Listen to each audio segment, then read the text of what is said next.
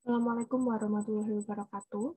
Saya dari Suarsinti Eka Putri dari jurusan Sastra Jerman, Prodi Pendidikan Bahasa Mandarin, offering B2.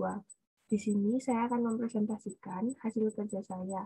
Saya memilih bab 9 tentang sistem ekonomi dan etos kerja dalam Islam.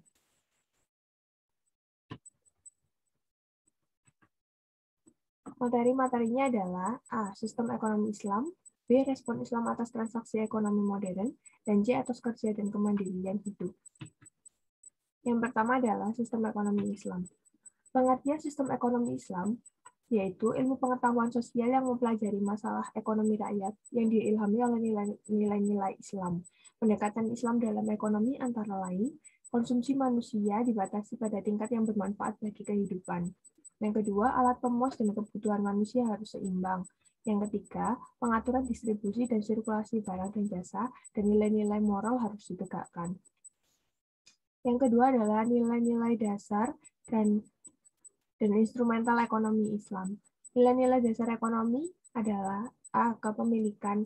Manusia bukanlah penguasa mutlak terhadap sumber ekonomi. Manusia hanya berhak mengurus dan memanfaatkannya sesuai dengan aturan Allah. Yang kedua adalah keseimbangan. Keseimbangan yang dimaksud adalah keseimbangan antara kepentingan dunia dan akhirat. Yang ketiga adalah keadilan, yaitu kebijaksanaan dalam mengalokasikan sejumlah kecil kegiatan ekonomi bagi orang-orang yang tidak mampu, yaitu melalui zakat, infak, dan sedekah kepada orang miskin. Yang ketiga adalah perbedaan sistem ekonomi Islam dengan sistem ekonomi kapitalis dan sistem ekonomi sosial. Sistem ekonomi kapitalis lebih bersifat ke individualisme, sistem ekonomi Islam lebih bersifat mengupayakan pemuasan atas berbagai keperluan hidup, hajat pribadi maupun hajat masyarakat.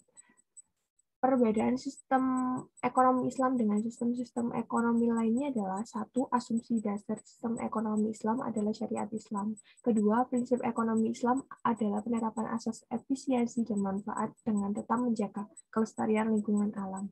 Yang ketiga, motif ekonomi Islam adalah menjadi keseimbangan antara dunia dan akhirat. Yang kedua adalah respon Islam atas transaksi ekonomi modern. Yang pertama adalah e-commerce atau perdagangan elektronik. E-commerce adalah suatu cara berbelanja atau perdagangan secara online dengan memanfaatkan internet seperti yang ada pada zaman modern ini. Pandangan Islam terhadap e-commerce adalah diperbolehkan karena transaksi bisnis di dunia maya diperbolehkan karena maslahat. Yang selanjutnya adalah rukun jual beli dalam Islam, yaitu orang yang bertransaksi harus berakal. Yang kedua adalah sifat ijab dan qabul. Ijab menunjukkan keinginan untuk melakukan transaksi, dan qabul adalah mengindikasikan kerelaan untuk menerima ijab. Yang ketiga adalah barang sebagai objek transaksi dengan syarat barangnya dapat dimanfaatkan. Yang kedua adalah bunga bank. Bank adalah badan usaha yang menghimpun dari dana-dana masyarakat dalam bentuk simpanan dan menyalurkan kepada masyarakat dalam rangka meningkatkan taraf hidup. Di sini bank dibagi menjadi dua, yaitu bank konvensional dan bank syariah. Bank konvensional adalah bank yang menggunakan sistem bunga dalam berinteraksi dengan nasabah. Bank jenis ini ada dua macam, yaitu bank umum dan bank perkreditan. Menurut pandangan Islam, hukumnya tidak jelas antara halal dan haramnya. Karena di zaman sekarang, bank konvensional cukup banyak dibutuhkan oleh orang-orang dan cukup banyak digunakan.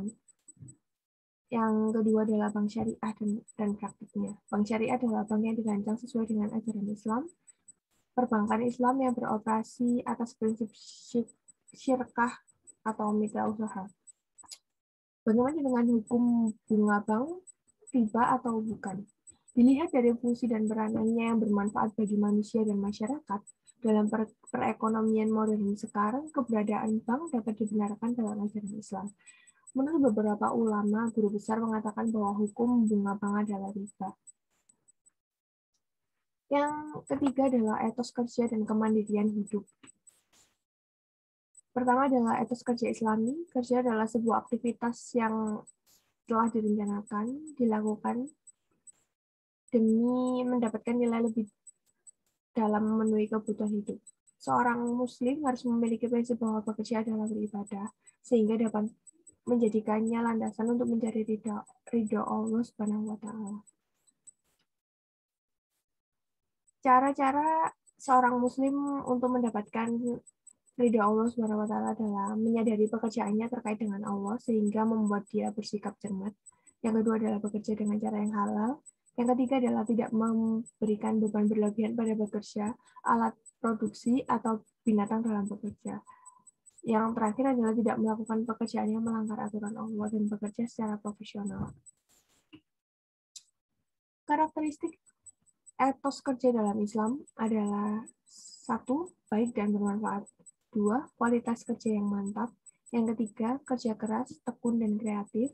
Yang keempat, berkompetisi dan tolong-menolong. Yang kelima, objektif. Yang keenam, disiplin dan konsekuen. Yang ketujuh, konsisten dan istiqomah. Yang kedelapan, percaya diri dan kemandirian, efisien, dan hemat. 2. Kemandirian dalam Islam. Kemandirian adalah melakukan usaha sekuat-kuatnya untuk tidak menjadi benalu bagi orang lain. Manusia memang terlahir sebagai makhluk sosial, tapi manusia tidak boleh bergantung atau menggantungkan hidupnya kepada orang lain. Namun manusia harus bergantung kepada Allah Subhanahu wa taala, tapi tidak lupa untuk tetap berusaha. Sekian dari saya, kurang lebihnya mohon maaf. Wassalamualaikum warahmatullahi wabarakatuh.